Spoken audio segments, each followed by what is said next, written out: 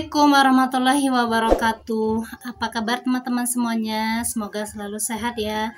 Selalu dalam lindungan Allah Subhanahu wa taala. Seperti biasa, jangan pernah tinggalkan sholatnya dan jangan lupa sholawat ke atas Nabi. Allahumma sholli ala sayyidina Muhammad wa ala ali sayyidina Muhammad. Ada beberapa hal yang harus kita perhatikan, terutama untuk wanita muslimah ketika sholat. Ingat ya teman-teman, aku hanya berbagi pengetahuan yang aku ketahui. Karena aku bukan ustazah, bukan ahli ilmu, apalagi ahli ibadah. Aku hanya berbagi yang aku ketahui. Jika ada yang kurang dari penyampaian aku mohon maaf. Itu kurangnya pengetahuan aku atau kurangnya aku belajar. Sebelum membahas beberapa hal yang harus kita perhatikan ketika sholat untuk wanita muslimah, ada 5 syarat sahnya sholat. Yang pertama, sudah masuk waktunya. Yang kedua, suci dari hadas besar dan kecil. Yang ketiga, pakaian harus bersih. Yang keempat, menutup aurat. Dan yang terakhir adalah menghadap kiblat.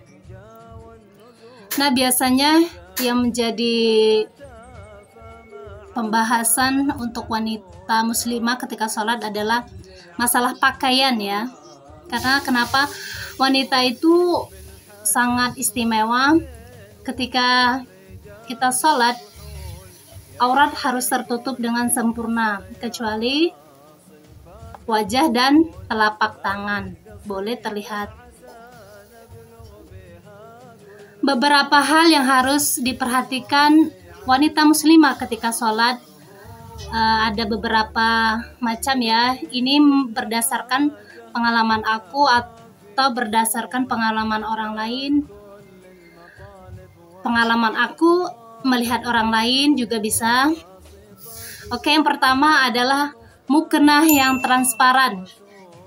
Banyak sekali aku lihat, apalagi ketika sholat berjamaah di masjid, misal dalam bulan Ramadan tarawih, banyak ibu-ibu atau teman-teman yang memakai mukena yang transparan. Mukena biasanya ini adalah mukena putih. Kalau mau pakai mukena putih, aku saranin di dalamnya buat pakai gamis lagi atau baju tangan panjang, pakai jilbab ya, biar enggak transparan.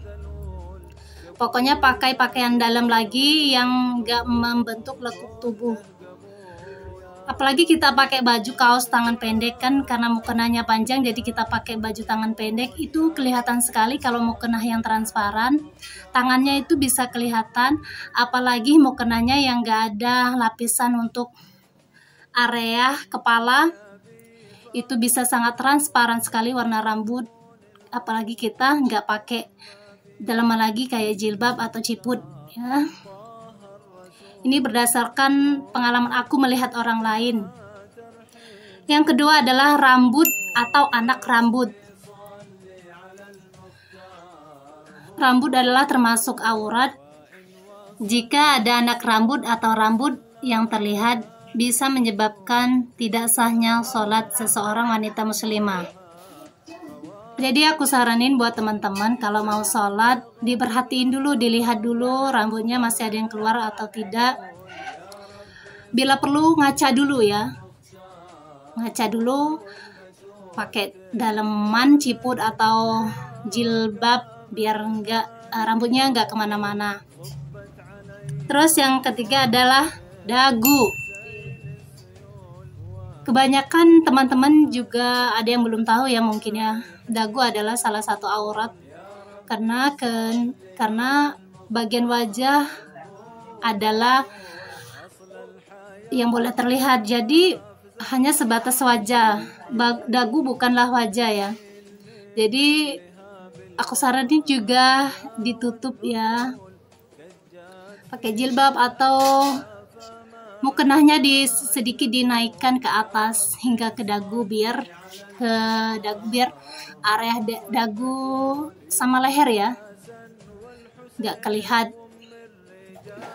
Terus ada juga kaki.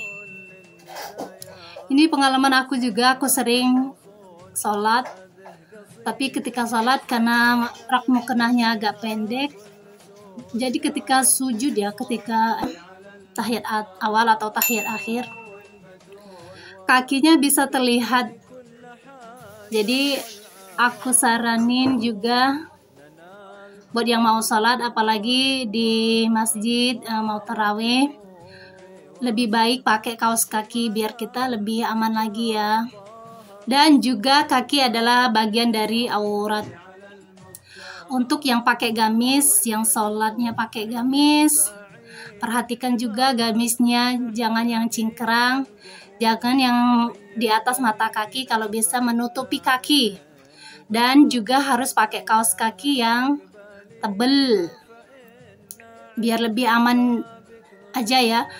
Kaos kaki yang tebel dan juga bersih. Yakinin bahwa kaos kaki kita itu benar-benar bersih dari hadas besar atau kecil. Apalagi jangan sampai terkena percikan air kencing ketika kita kencing. Mungkin ada sebagian wanita atau perempuan muslimah yang berpendapat atau berkomentar, kenapa harus pakai gamis yang panjang lagi? Maksudnya yang menutupi kaki, sedangkan kita sudah pakai kaos kaki yang tebal atau bersih.